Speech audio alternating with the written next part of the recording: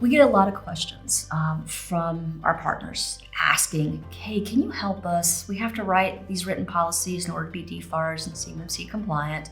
We need to be able to have written policies in place that map to the controls. And the answer is yes, we can guide, but there are a couple of basics that should be in every policy.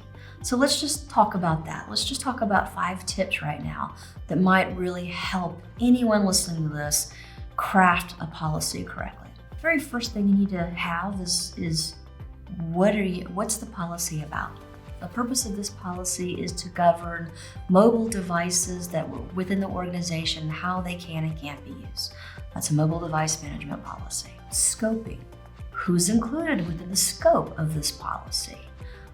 All corporate devices, all personal devices that choose to connect to the network through our policy now are governed by this policy.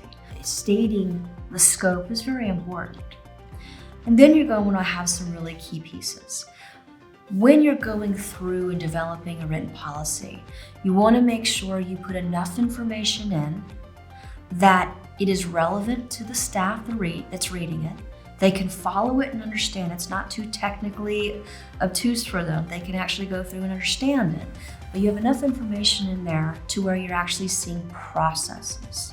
And that's the third part of this, is you want to be able to say, we have a mobile device management program in place that governs those mobile devices. Being able to put details like that in a policy and a procedure part are important. The flip side of that coin is also important. You don't want to put too much in it. You don't want to put anything in there that an internal threat actor could hurt you, could act against you. But you need to have a general stated policy that applies to the users that states, don't do this. You are allowed to do this in these conditions. The last piece of this, the last tip I'll say is never, ever state you're doing something in a policy that you're not doing. The last thing you want to do is state something in writing and you're not doing it.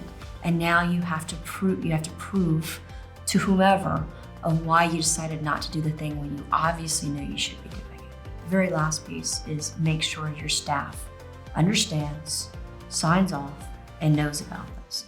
Don't just give them a piece of paper one time that they never see for the next 10 years. Keep retraining, keep making sure this is an active part of your culture and community. Therefore, security has to be everyone's responsibility, not just one person.